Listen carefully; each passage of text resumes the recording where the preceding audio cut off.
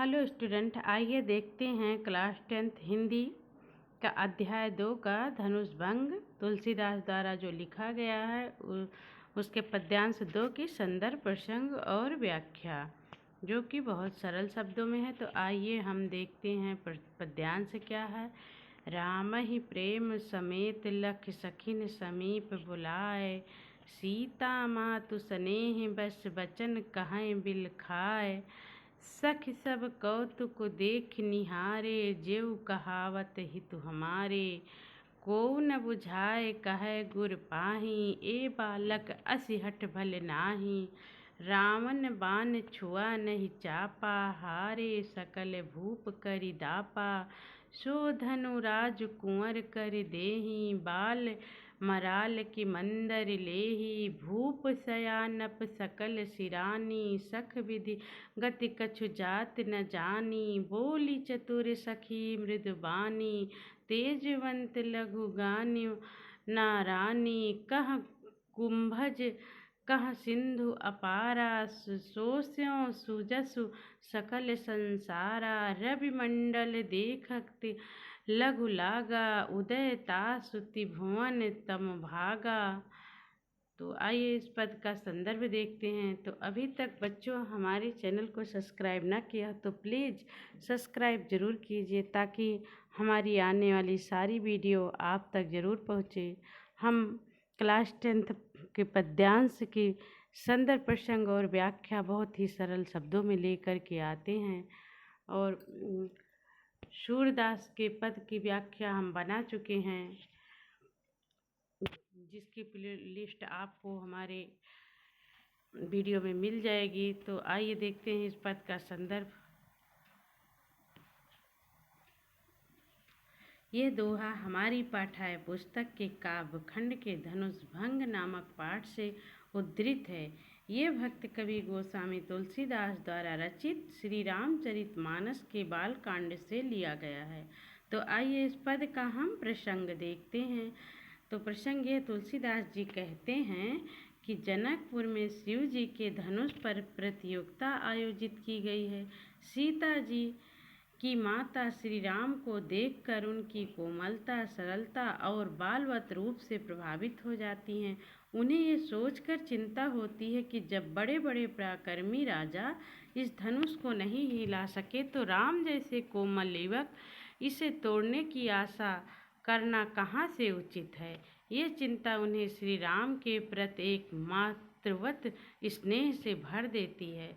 तो आइए इस पद की हम व्याख्या देखते हैं। संदर्भ प्रसंग अगर आपको थोड़ा बड़ा लगे तो 1-2 लाइन उसमें से काट दीजिएगा। आगे देखते हैं इस पद की व्याख्या। तो तुलसीदास जी कहते हैं कि श्री राम का रूप अत्यंत कोमल, शांत और सुंदर है। जब सीता की माता ने उन्हें देखा तो उनके मन में एक माँ जैसा स्नेह उमड़ पड़ा। उन्हें यह चिंता सताने लगी कि इतने छोटे और कोमल बालक से शिव जी का भारी धनुष कैसे उठाया जाएगा। उन्होंने सखियों से अपनी चिंता साझा की कि यह कार्य तो बड़े बड़े योद्धा नहीं कर पाए।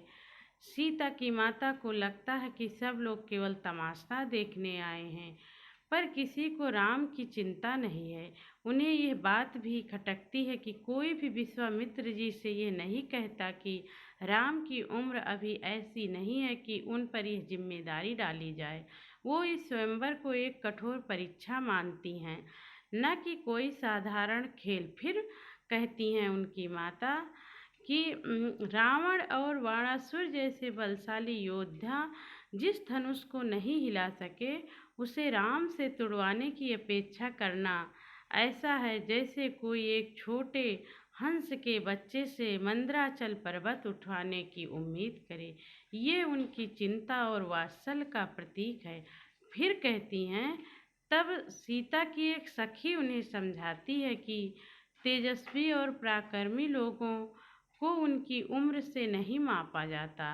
वो उदाहरण देती है कि मुनि अगस्त का उन्होंने समुद्र को सोख लिया था, और वो कहती है जैसे सूर्य की एक किरण तीनों लोकों को प्रकाश से भर देती है, वैसे ही राम का यश भी पूरे संसार में फैलेगा। फिर इस तरह ये दोहा श्री राम की कोमलता के व्रत, सीता की माता की चिंता और साथ ही राम के अद्भुत तेज और सामर्थ्य की ओर इशारा करता है। तो आइए इस पद का हम काव्यगत सौंदर्य देखते हैं। तो इसकी भाषा जो है वो अवधी में है। तुलसीदास जी ने रामचरितमानस जो है वो अवधी भाषा में ही लिखा है। गुण प्रसाद है, छंद दोहा है, इसमें शैली प्रबंध और विवेचनात्मक है, चित्रात्मक भी है, रस इसमें श्रृंगार भी है, वीर भी है, वात्सल्य भी है, शब्द शक्ति जो है अभिधा और व्यंजना है, इसमें अलंकार अनुप्रास भी है, रूपक भी है और उपमा भी है, क्योंकि कहीं पर उपमा दी गई है तो कहीं उनके रूप गुण का बखान किया गया और कहीं पर बार बार वर्णों की आवृत्ति हुई है, तो इसलिए इसमें तीनों अलंकार है। तो बच्चों, अभी तक आपने हमारे चैनल को सब्सक्राइब ना किया हो तो प्लीज़ हमारे चैनल को सब्सक्राइब ज़रूर कीजिए, ताकि हमारी सारी वीडियो आप तक ज़रूर पहुँचे। बेल आइकन भी ज़रूर दबाइएगा। हम आपके लिए क्लास 10th पद्यांश की संदर्भ प्रसंग और व्याख्या बहुत ही सरल शब्दों में लेकर आते हैं और जीवन परिचय भी गद्य और पद्य दोनों का लेकर आते हैं। हम संस्कृत व्याख्या भी लेकर आते हैं। तो मिलते हैं हम आपको अपने अगले वीडियो में, तब तक के लिए धन्यवाद। Take care.